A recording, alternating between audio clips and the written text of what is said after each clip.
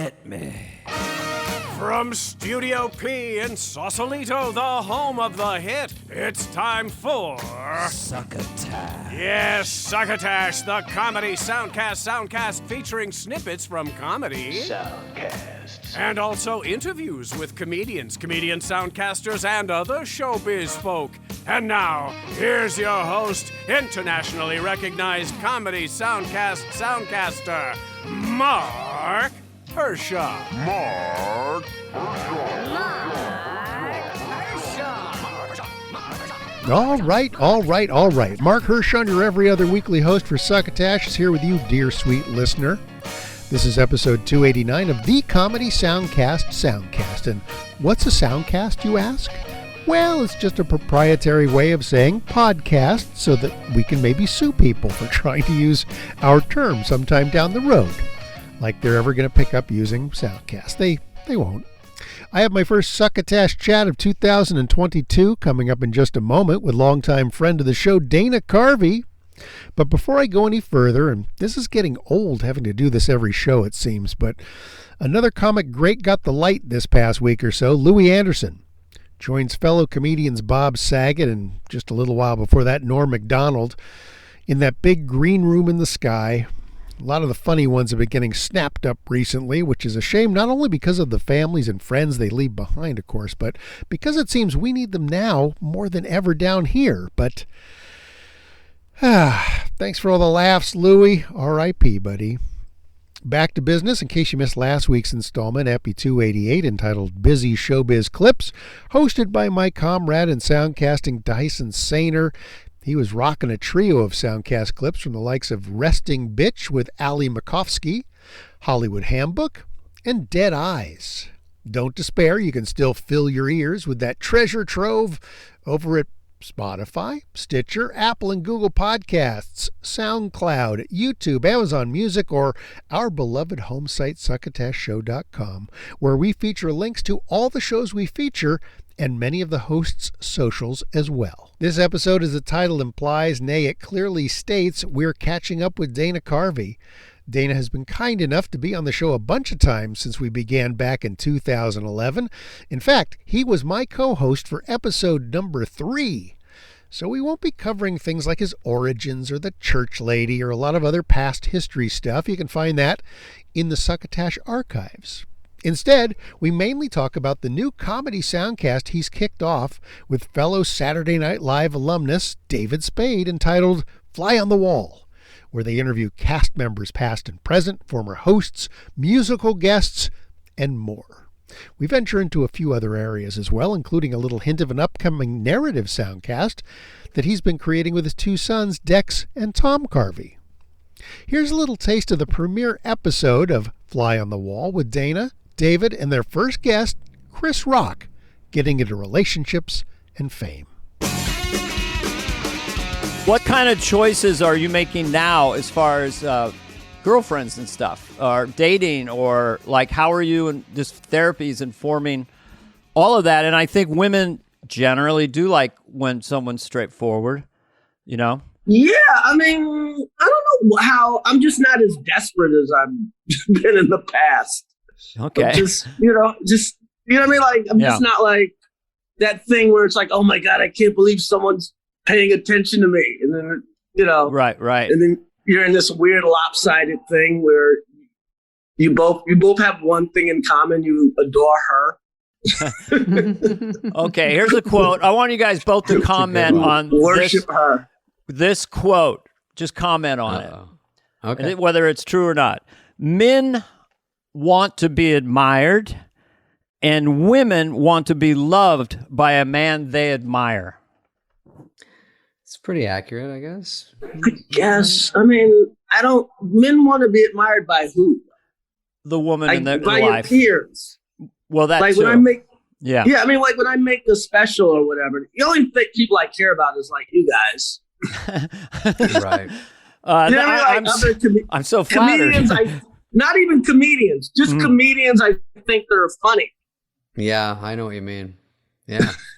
That's the rest I can. And we know we're in the tribe. We know what, like when we see you on stage. Well, I always love how you have the chord and the way you move, and you're all dressed up and you look great and the crowd's going crazy and you're just hammering it. I know what work went into that. I'm like, fuck, and then to throw it all away and just be connected to it. Like I was really curious about this particular line you had, these anthems. And one was, a man's only as faithful as his options, which it seems like it was just hanging around, but it became quotable with my friends. It's not whether it's absolutely true, but it's just a very funny, astute observation. It's pretty true. I don't think I came up with it. I think like one of my uncles said it to me. Well, that's coming up with it. And I shoved it in a joke. Yeah. But that's coming up with it, noticing it, and I think I can use that. Yeah. But that one follows me everywhere. Really? Oh, good. Good and bad, Oh. It's like everybody. A little too close for certain people. It's like any girl you date. It's like, a man's only as faithful as his options.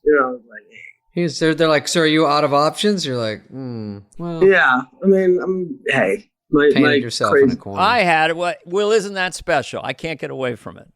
No, I'm kidding. Rock, what are the 3 top things that people on the street know you for? They know me for. I mean, they know me for. It's weird. It's like, especially because of YouTube. Yeah. They don't even know whole specials. They just know jokes about this or that. You know what I mean? Yeah. That's like specials end up becoming mixed together on some level. Sure. They don't remember. They just go, that joke. You told this joke. Yeah. Yeah. There's a lot of. Madagascar too. I was on. I did a lot of Oprah Winfrey after Bring the Pain. I remember so that. So there's a certain amount. You'd be amazed at the housewives that, or the that are into that know what I do. But I don't know. I mean, it's not SNL anymore. It's more movies here or there. It's I don't know. I'm like I don't know. It's like, remember we were kids and you just see I don't know. I'm trying to think. Certain people were just famous and you couldn't even figure out why. Yeah. You're like, why is Charo famous? What was hard for me to realize is when people you're like, okay. were recognizing me, I thought, oh, it was so great until I heard one person say, oh, I know that guy, he sucks. And I'm like, oh, it doesn't mean they like me. It just means they know who I am. They just know you. I mean, I'll tell you this, that Grown Ups is fucking. Yeah, Grown Ups is a big one. You're right. I was about to say, really, any young person, my God, Grown Ups. We're keeping the lights on at TBS, I'll tell you, because it's on like TBS heavy rotation. Plays Grown Ups literally all the time. 1 and 2. You can find Fly on the Wall all over the interwebs. They're currently #1 on Apple Podcasts and probably other distribution points as well. They've already hit more than 300,000 downloads a week. And right after this message from our fake sponsor, Henderson's Pants, and their new pedestrian pants, I'll be speaking with Dana Carvey himself. So stick around. Oh, la, la, la, la, la. Another innocent pedestrian, another inattentive driver, another senseless death on another crowded city street.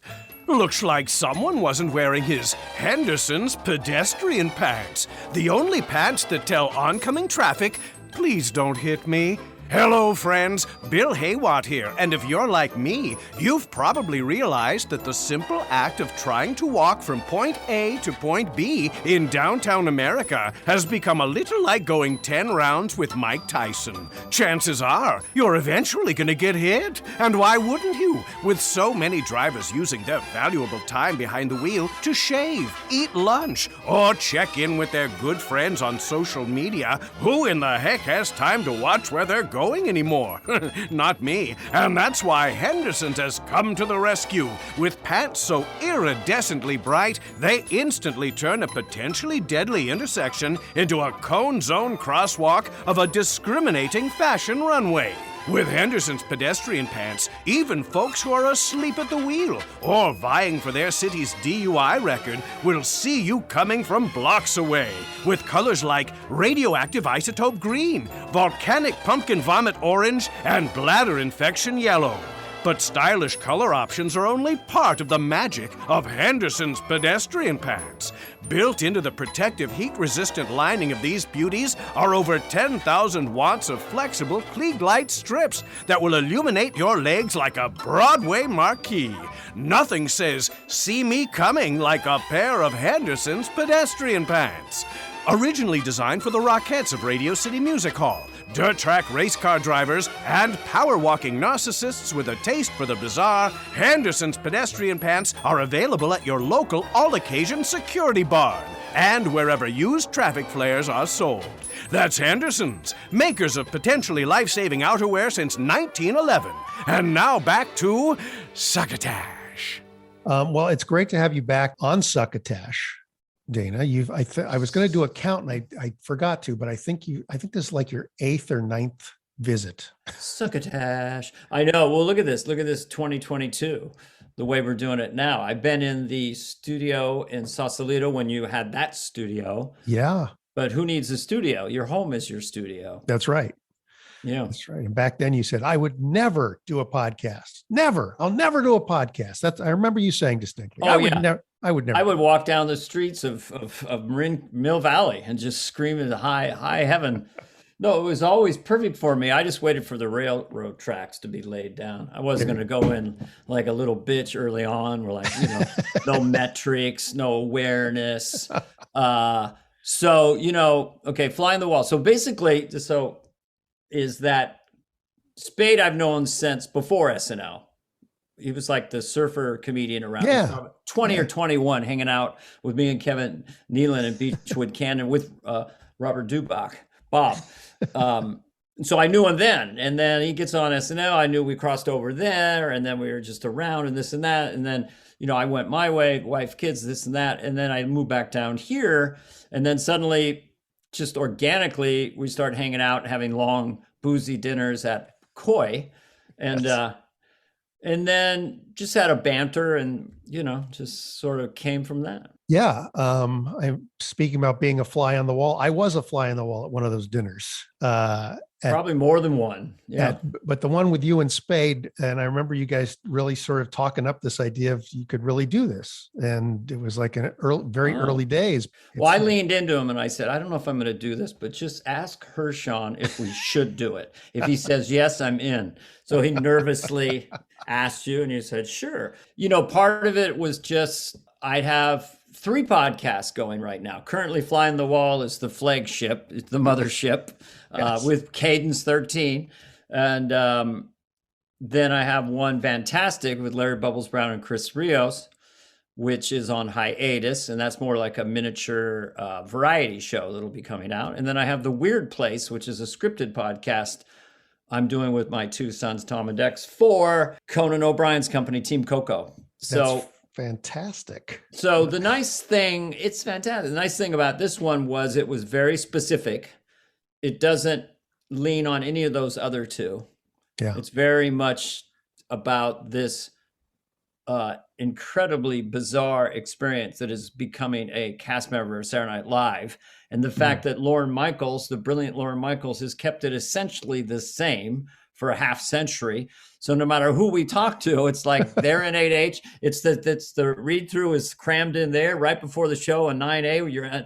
You're constantly crammed into tiny rooms. I mean, literally, yeah. So it's looking at that experience through everybody's lens that comes on your show, and everybody has a slightly different take based on sort of their reaction, but it's all very sort of similar, sort of shared universe, sort of idea.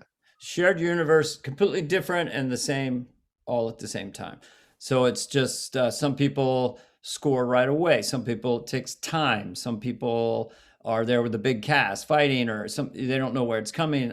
So it's just interesting how much we all overlap each other's lives. I'm not saying it's literally like this, but it's kind of like, oh, so you were in the Navy, I was in the Navy. I'm not saying we're like go to war, people. Don't write me, veterans, but it's just analogous. I ran into Tracy Morgan once, just casually, and he just said, "Hey, alum, how you doing, alum?" Alum.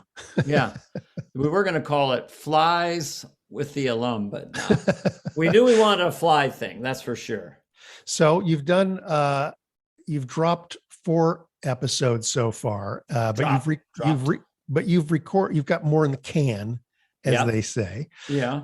As you're talking to these other people that are either alums or past guests, are you finding flashbacks happening to your time there? Oh, yeah. I mean, I think that it's a little bit like when I read Steve Martin's book, The Stand-Up. I felt less lonely, So there's so much emotionality to that show, and everyone kind of felt the same. There may be a few shooting stars that had such a different lane. Maybe Eddie Murphy, it was just sort of a rocket ship right out of high school. I don't relate to that. Most people took 40, 60, 80 shows to get comfortable, really comfortable with the idea. It's very hard to go through all that and then just get out there and have fun. But success begets success. And part of the secret sauce of the show has been this intentional or unintentional reality show on two levels. One is, let's see if the football player can do live sketch comedy this week. Oh, look, he's not so good in that, and you're entertained. Oh, we did though, you're behind a slat. It's live. You're in New York. You're in Rockefeller Center. Michael Jordan is where you're about to go into a sketch with him. It's midway through the show. There'll be a party afterwards for 11 hours all night long, and he's going, "How am I doing?" Well, greatest of all time basketball player, you're doing just fine. I said, look, don't worry about it. If you have to just look at the cue card and just read the line, no problem. Christopher Walken does that and makes it magic. But yeah, that's it. There, you don't totally get over that experience. I don't care if you've gone on to movie superstardom or whatever. It's so much packed into the live thing of it. Lorne Michaels as this Obi-Wan Kenobi character that's just there, the constant, and then the exact same studio, exact same rehearsal room, everything is the same, the exact same schedule, the exact same dysfunctional procrastination, or as you know about creative types, where they're just gonna. I remember you writing movies with a comedian, and you get them focused for a little bit of time, but then you look around and they're outside shooting hoops. That's right. That was my experience. Because you were the guy, you were like the machine who could help. We wrote 2 screenplays together, just completely based on your discipline. It's like, I had The Office. It was open. I knew you were waiting. I guess I have to go. And I don't know what exactly that is. I guess there's that ickiness to writing. I call it icky. It's like a term paper trying to get the first line. The French Revolution was neither French nor revolutionary. That's like 6 hours of pain. But you had this gear where you just enjoyed, which was smart, just aggregating pages. Let's just get stuff out. Yes. And you go, let's just do 13 pages today. It'd be like, I keep yapping, you keep yapping, and we get 13 pages. It'll be easy, and then we'll fix it later. We'll hone it down. But with SNL, you're procrastinating, but there's these hard lines each week. If you don't get it in by Wednesday morning, it's not on the show. And then Thursday rehearsing, the rewrite, this is kind of your last chance. If you're getting a different kind of prop, we better do. So it's pushing the procrastinator every step of the way. And like, okay, we're going to go on live at 11:30. So I better do something, And you had Lorne Michaels there sort of cracking the whip, right, to make sure that those milestones got reached. And then there were, people behind the scenes, right, the writers and whatnot that were more disciplined, I suppose, than a lot of the other folks that were both the cast. Yeah, they're both stripes. Jack Handy we'd have the Monday meeting and people would have nothing and pitch fake ideas to the new host. And Jack Handy would go, I'm good. And I took a bath on Saturday and he wrote 2 sketches. So he was always ahead of the curve. Then Jim Downey, who was the head writer when I was there, was brilliant, but really was sort of, we're talking about the Mets and a guy's batting average, for like 2 hours. But then at 10:30 or 10:45, the show's on 11:30, doing a quick rewrite, he would come in with like 5 zingers. Boom, just needed that pressure, and then boom, he'd give you like 5 zingers. So everyone was different.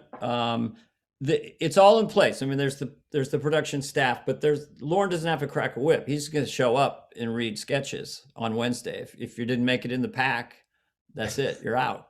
Yeah. What's it like being able to revisit these folks in sort of long form? Well, it's weird how many I've met. somehow. Like I met Lorraine Newman at the West Side Comedy Club a few times, you know.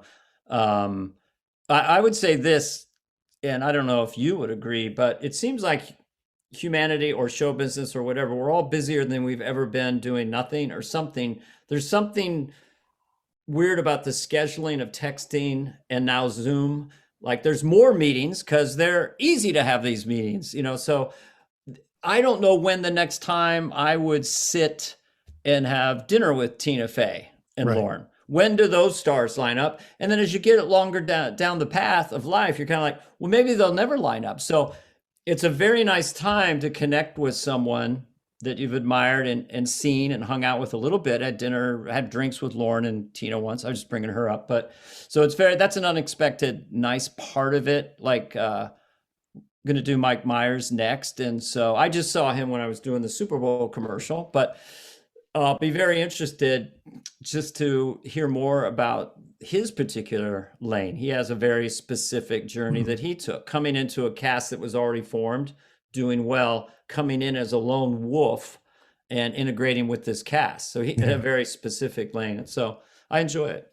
That's cool. Will there be musical guests, people that were like musical guests on the show? Will you have those people on, or is this mostly the hosts and comedians? Oh, no, not at all. It's completely expansive. I would consider having Kesha on because she's such a Wayne's World fan, like psychotically. I mean, in a good way. Like has pictures of Garth all over her house.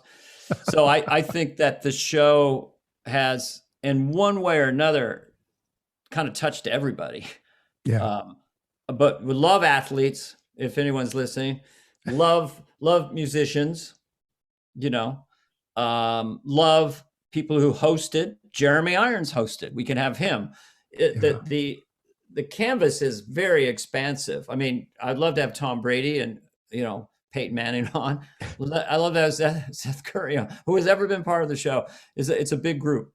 You know? Well, that's fun. And in terms of sort of yours and David's style, it's sort of interesting because, again, harkening back to that dinner I had with you guys, the way you converse is very friendly, very amiable, and you have this interesting give and take where you tend to kind of hang back just a little bit and he tends to kind of like move forward a little bit. So he's like kind of jumping on the pauses, and whether it's with the guest or just you and he talking, it's just kind of interesting to see your sort of friendly banter, I'll call it, sort of come to life in an interview style. Do you feel comfortable doing that? Oh yeah. And every guest brings its own, the third wheel brings its own chemistry to it, you know, as well. I would say that, yeah, with most comedians, you start getting funnier. If you go in a room and there's a couple comedians and say a couple of people really like to laugh, then one of the comedians says something and it sparks the other one. So with Spade and I, we do that patter. So yeah. I like when, you know, he does a self-deprecating thing, or we're just trying to kind of in a friendly banter of one-upmanship, you know. As far as the different interviews we've done like 20 some by now. Each one's kind of different. Sometimes I know the person better and may lead with questions. Other times David kind of had more experience with Chris Rock than I did because he was in that secondary cast. They were all in one big office together and stuff. Okay, yeah. But the main thing is that David is incredibly in tune with the moment in the room, which most great comedians are. So he knows when something needs to be teased out, or something's a little embarrassing, or something was just awkward, or, you know, so it's always live in the moment, and his sensibilities match up with mine in that way. Yeah. He's not going to do a fart joke, right? At a certain, we don't, you know what I mean? There's a certain kind of parameter sensibility wise that we share, even though we're very different. And, you know, I'm the salty veteran, and he's sort of kept in touch with the younger side of show because he has like 3 million Instagram followers or something. I'm a terrible celebrity. I don't know how to try to get more famous. I just have no interest in it. And yet that would seem like crazy. Well, why are you in show business? But I love the funny part. So, have you taken the opportunity to listen to your own show? I'm just curious because I think one of the things when you guys were kicking this idea around was you were wondering whether people would even be interested in sort of listening to this sort of conversation at length, other than sort of for a curiosity piece. So I'm just curious how you find it, if you've had a chance to kind of listen to it at all. And do you find it interesting? I'll listen to it a little bit. I maybe when I have more time, I'd listen a little more, only to try to give myself, basically you're interviewing me right now, so right. I appreciate, Larry King, Howard Stern, Johnny Carson, now there's two of us, so there's three. If the guest says something and then I get really curious and I want to interject, but should I let him finish? So you want kind of overlap to a point because it keeps sort of a kinetic energy. Yeah. Like if you're having dinner with someone at a restaurant, you don't mind going, well, wait a minute, what'd you just say? So that there I crashed the car and my dad said, no, wait, you crashed the car? Tell me about that. So you want to be live in the moment. I've been on podcasts where it's very linear.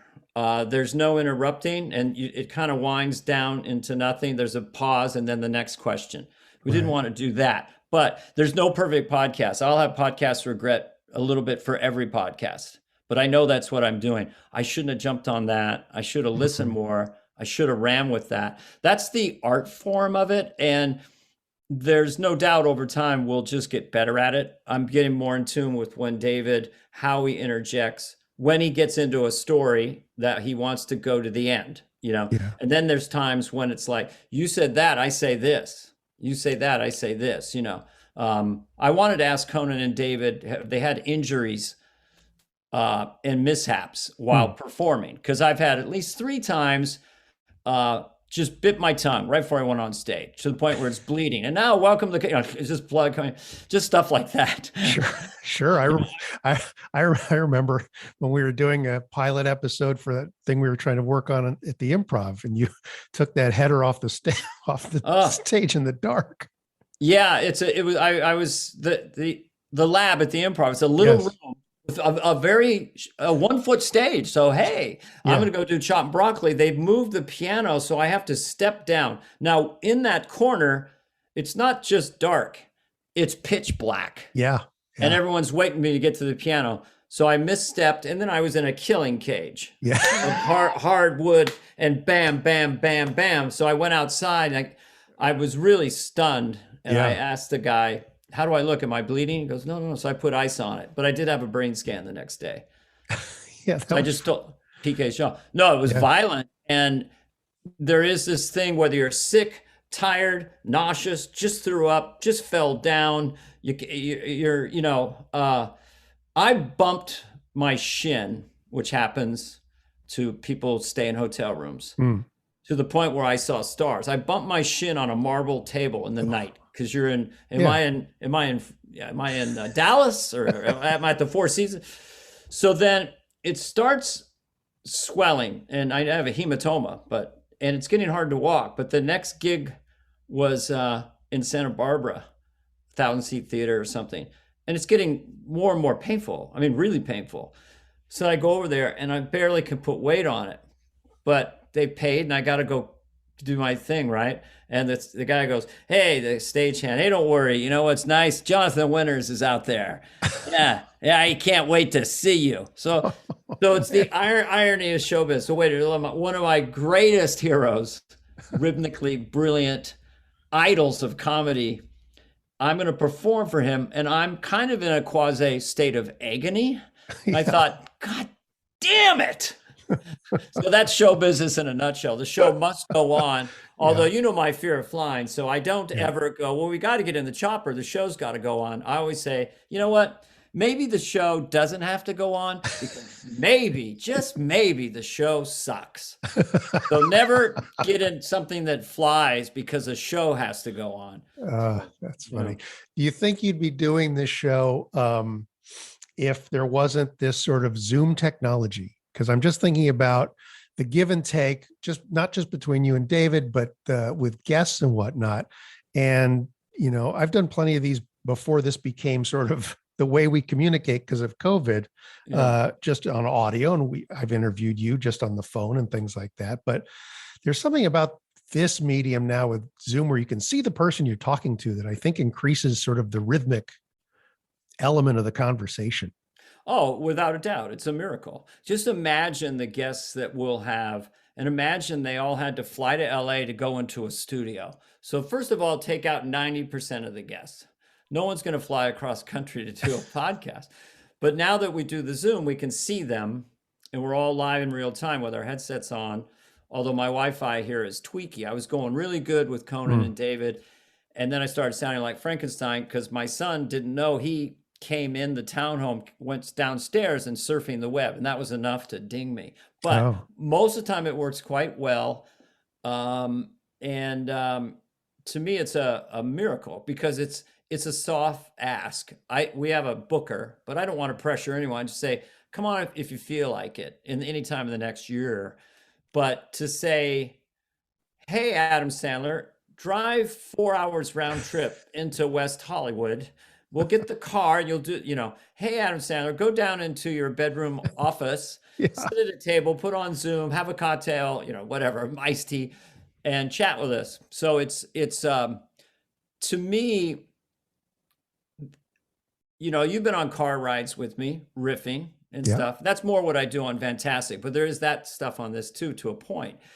And this authenticity, this shoot the rehearsal, this no prep thing, basically, although I do with each guest, I have stuff, but one of the things I'm learning is listen, and you may not ever get to things you naturally think you want to bring up, like kind of ignore that.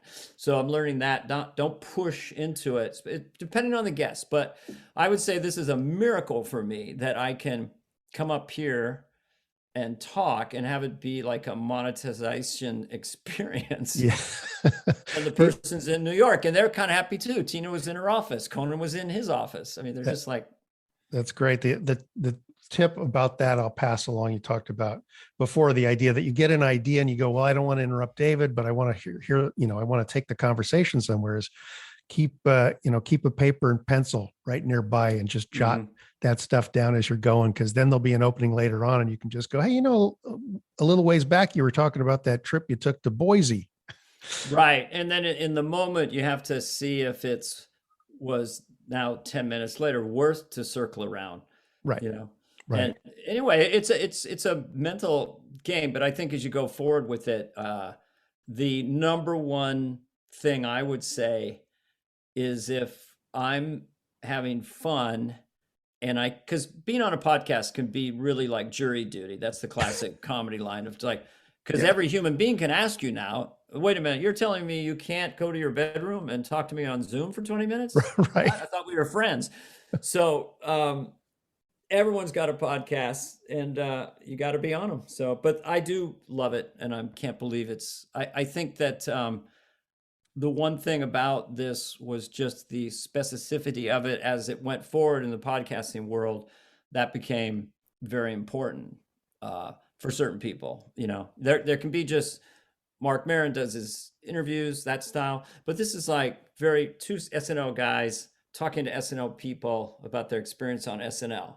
So it's like, I know I'm going to get some of that, and I'm getting better at that. At first, I wanted to talk to Tom Hanks about his top important movies from his childhood. Right. And he was exploding with joy talking about The Great Escape and Jason and the Ark, which is fun about Tom. It's just enthusiasm. But there are other people just come right in. It's just, I felt this, I felt nervous. I didn't think I was going to make it. Usually it's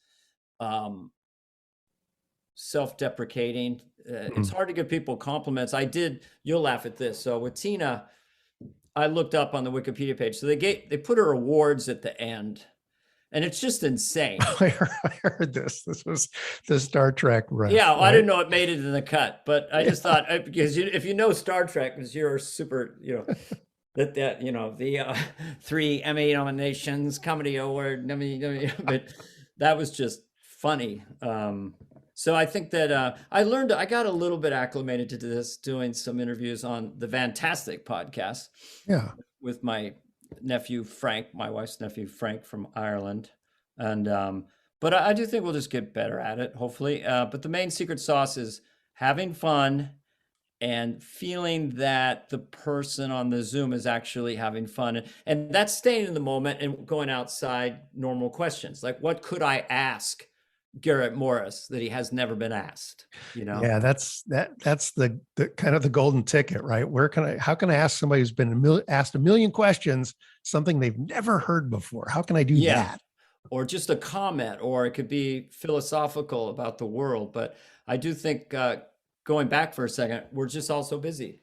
So this technology, I'm just of the mind now that all art and technology is just perfect for its time. Because you don't want to be a grumpy old man. Why is the cast on? Why are they doing this and that? No, they're not. This is perfect for 2022. Yeah. And I was, I feel like a dinosaur, well, isn't that special? It was perfect for 1987, the only way I don't try to stay relevant because that's kind of pathetic, but I do like the challenge of doing Who's Ever President. So that's the only thing they say, well, that's brand new, but he did George Bush Sr. Well, he kind of did all the rest and now he's doing Biden, so at least that keeps me somewhat, relevant. That makes sense. Just to switch gears, you've mentioned working with your boys on these other couple of shows, and just for the audience listening, because we now live in the metaverse, and there are probably some people that might be listening to this show that the last time they heard you mention your boys was on a special in 1997 when they were tiny and naked running around the house. Right. So, which was a huge mistake. They got teased about that their whole life. Oh, we never, ever do that. I feel sorry for comedians who do it. I go, don't do your kids. Don't do your kids. Oh, that's a good good recommendation. But now they're fully grown adult persons, and they're working with you on these shows. What is that experience like? I mean, it's something some people dream about, being able to be in something with their kids, and seeing them grow and develop and becoming enamored of the same sort of things you have over the years. It's I would say it's to the point of just surreal. It's an example of the lane that I ended up in with my two sons, and it's the only lane I've known. But the good part is, and the most exciting part is, in the moment at the table writing and going through ideas, they often really surprise me. They really match up with my sensibility, even though I'm the old guy. And so that's really nice. Oh, that's good. That's funny. Oh, you're rejecting that? Oh, for this reason? I mean, the infinite puzzle that is comedy writing in any form, and is a never-ending joy, really, because it's like trying to catch the wind. But if you're working with people within a similar frequency, and I put you in that category, then it's always kind of, everything's being batted around, and then everyone sort of agrees, or Larry bubbles around. Oh no, that's funny. That's really funny. So that's working with similar sensibility, and that my sons are in the same wheelhouse I am. I don't know why. So we agree on the Twilight Zone. Tom and I are on season 4 of Stargate. We agree that's brilliant. The guy who plays Teal'c is up there with Spock and Data as that guy. It's fun to really hanging out with your kids and really relating to them. It just sort of happened, That's great. Yeah. That's great. I do not want to take up more of your time. I know you're very, very busy with all of these shows and things you've got going on, but I'm very glad you came back to visit us here at Succotash. This is my 9th, you think? I think it's 9th. I think. Okay. So when the season wraps, let's just do 10. I don't want to. I'm sick of this single digit shit. Let's do that. Let's do number 10. Which will be good because we're just rounding the home stretch on the 10th year of Succotash is coming to an end. We start year 11 starts in April. Woo! Okay. Which is amazing, but that's amazing. Well, happy 10th already. So it'll be synergy in its 10th year. I'll do my 10th podcast. There you go. So the show again is Fly on the Wall, which I have to sort of apologize because when you were telling me various sort of title ideas, I didn't quite get it at first because I thought you guys were the flies on the wall. And now that I've listened to the show, I'm the fly on the wall. Yeah. And I now guess that's the idea. Now I get it because it does sound like you're listening to old friends having a conversation and bringing in other people that they either knew really well or they're just kind of learning how to know better, but it's a very entertaining show. Well, at least there's moments where for sure, lots of moments where I'm not really doing a podcast. I'm having a conversation with these two friends on Zoom.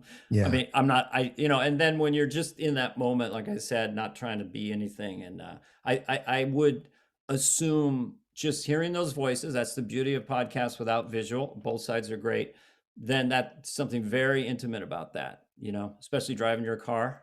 Yeah. You really feel like they're there. So anyway, this has been Succotash like a secondary show that I'm just launching. It's called Tracking Hershon is the name of my latest podcast. And this has been my first episode with Tracking Hershon.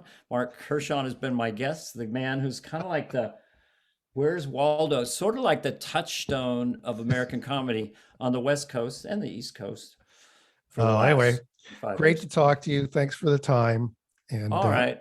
I'm sure we will talk again soon. I'll call you just as a regular person very soon. I hope so. I can't wait. I have some stuff to tell you. I'll call you in a second. All right. Okay. Talk later. Bye-bye. Thanks. All right. Bye, Succotash listeners. I always appreciate when Dana carves out a little time to visit with us. Don't miss checking out Fly on the Wall. You can find links for the show and Dana's Twitter and Instagram links on our succotashshow.com home site in the blog entry for this very episode. Before I turn out the lights and head home, I feel like I should take a peek inside the tweet sack to see who's been dropping at Succotash Show into their socials the past week or so. The Jock Doc Podcast, with host Dr. London Smith recommending a few new soundcasts for us to check out and clip. Thanks, Doc.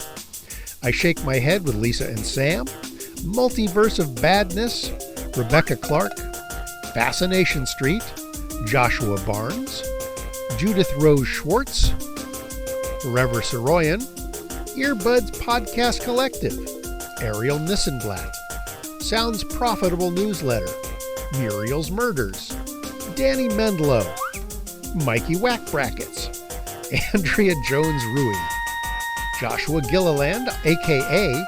Bowtie Josh on Instagram, Carrie Snow, Whiz World Live, Carolyn Weinhold, Jeff Hewitt, The D-Head Factor, Phil Larness, Matt Knudsen, and the Lady Killers film. All it takes to get in that number is to toss our @Succotash Show handle into your socials. On the other hand, there are still no calls to the Succotash Show and Runaway Truck Status Hotline, but if you were to call 1-818-921-7212, we would play your message on an upcoming episode of this show. And if you are a comedy soundcaster, you don't have to wait for Tyson or me to find your program. You can snip off a 3 to 5 minute chunk of fun and upload it directly to us at hightail.com/u/Succotash. Who knew there were so many ways to get in on the Succotash Fun Factory? I'm going to go before I overstay my welcome. Coming up in the same feed next week will be Tyson Sainer with the 290th episode of this Soundcast. If you hang around until after our announcer Bill Haywatt's done with his closing announcements, I stuck on a couple of extra minutes of me chatting up Dana Carvey from the start of our interview.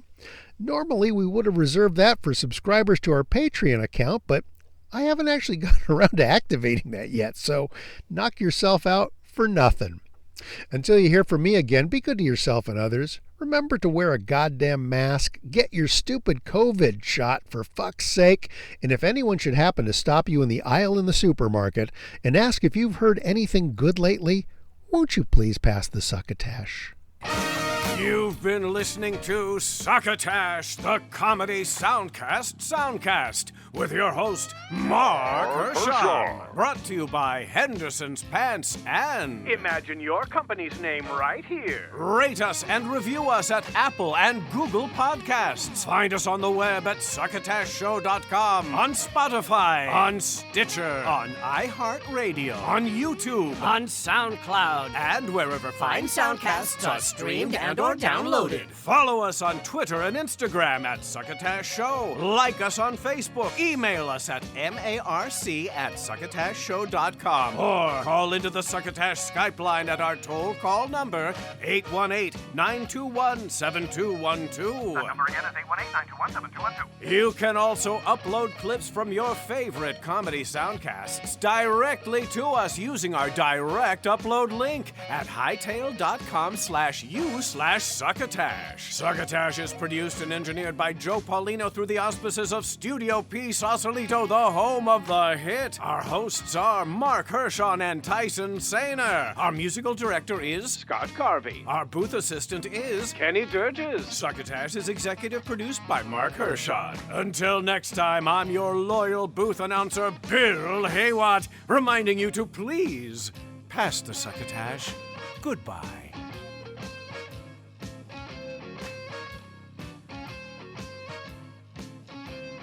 Whatever you want to ask me. I know you're firm, but you're fair. That can be true, I suppose. But you've always most people refer to you as, oh, Hershon. You mean the Taskmaster? Yes, he's very firm. You're kind of the I don't know. You're like the mayor of a certain stand-up world. I guess a very, very small stand-up world, though. Well, it's kind of like so many comedians. Oh, Marc Hershon just went through your world. That's true. That's true. Speaking of comedians going through the world, you saw that Louie Anderson got the light today. I know. It's pretty twisted. He was such a nice guy. Yeah, that's what I mean, I met him a couple of times, many years ago, but everyone said what a nice guy he was. And funny. The last time I worked with him was for a benefit for Bobby Slayton at the Saban Theater.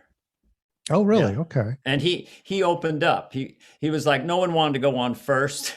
There's like 20 comedians, even for a benefit for Bobby, because his wife had died. And there was, Yeah. And he's like, I'll go out there, so he did.